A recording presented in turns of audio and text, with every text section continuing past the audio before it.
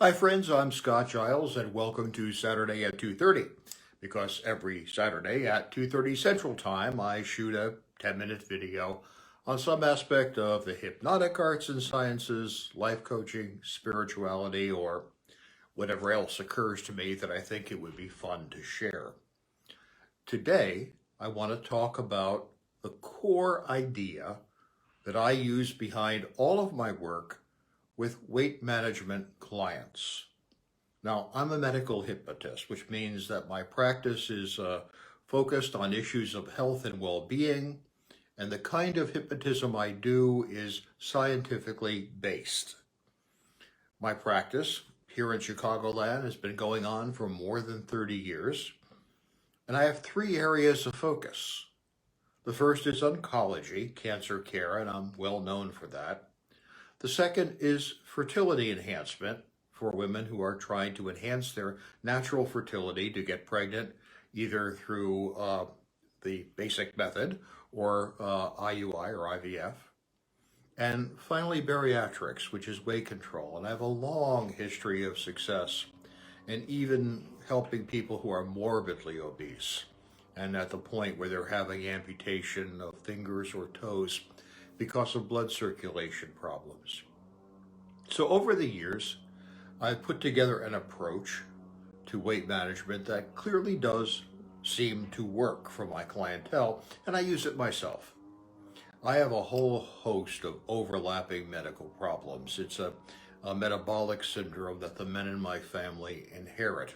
It causes heart disease, high cholesterol, high blood pressure, gout, diabetes, liver problems, and on and on and on. And I've got most of those. And I balance them and keep them in good order. And I'm far older than I was told I should ever expect to live. But my diet's a big chunk of that. I'm not overweight, and I've never have been overweight. Well, there have been times when I've been heavier than I am now.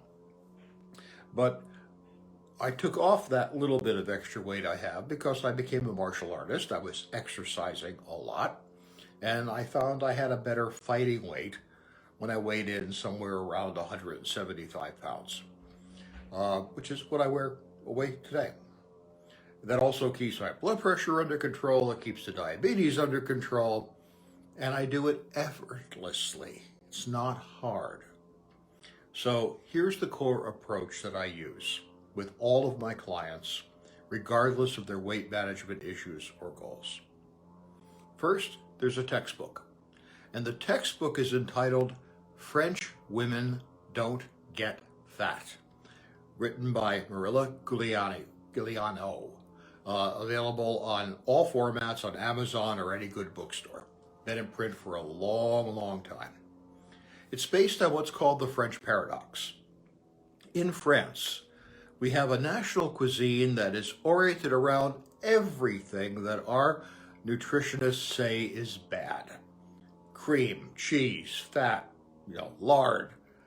Yet, as a nation, they're not overweight. They don't have runaway heart disease.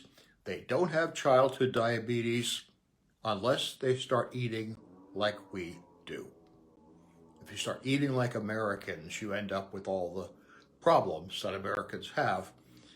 And eating like Americans means fast food and processed food. Whereas in France, people tend to eat small portions of high quality, flavorful food slowly, where in America we tend to eat large portions of relatively flavorless food fast. And that goes to the core of Giuliano's idea. She has a number of principles that she outlines that she says that people in France routinely just do. And it's part of their culture, it's part of their whole approach to food, but it's not part of the American culture. And so she wants people to adopt these behaviors. And they turn out to be the core of my approach. First, drink plenty of water. Hydrate. Dehydrated people eat more. And in America, most of us are dehydrated. We don't realize it because we've come to accept it as normal, but it's not. We're actually dehydrated. 2, eat 3 appropriate meals per day. This helps fend off snacking. If you start skipping meals, you eventually have a blood sugar crash and you're going to binge. You're going to reach for a candy bar or something that's not going to help you. Whereas 3 good, healthy meals spaced through the day tends to keep everything uniform and minimizes cravings. 3, have healthy snacks available. If you went through my pantry, you would not find sugar, or in fact, I don't think you'd find any sugar. You'd find nuts, reduced salt nuts that are there. You'd find cheese, healthy snacks, stuff that's good for you. So if you want to have something that's bad for you, you'd have to make a special trip to the store, and that's usually too much trouble.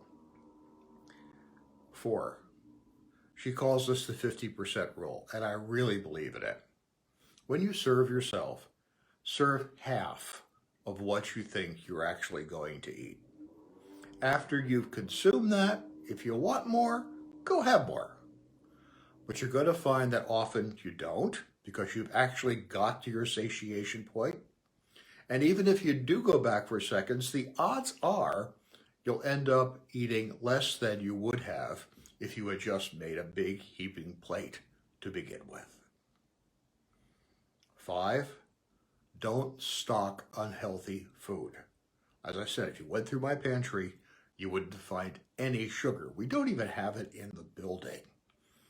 There's nothing here which isn't good for us. And so the temptation to slip is not there. 6, walk. Best exercise you can imagine. It could be as effective as having a gym membership. Walk as much as you can. And if you don't have time to go out and walk for an hour, as unfortunately I don't have anymore because my practice is so busy, walk as much as you can. Don't park next to the door of the store. Park farther away and walk over to the store door, and so on. 7, eat slowly. If you eat fast, you'll eat more. Because the substance in your brain that tells you that you've had enough, stop eating, called leptin, is secreted slowly. So if you eat rapidly, by the time you've had enough time to produce leptin to tell you to stop, you've already overeaten. You often see this at restaurants that make it a point to rush you through the various courses because they don't want the satiation response to kick in. They want you to have that, big fried onion, and they want you to have the great big steak, and they want you to have the Caesar salad, and then they want you to order a big pie for dessert. And the only way they get you to do that is by pacing it out rapidly. And if you look around at a restaurant like that, you got people groaning. They've actually eaten to the point of discomfort, which is insane.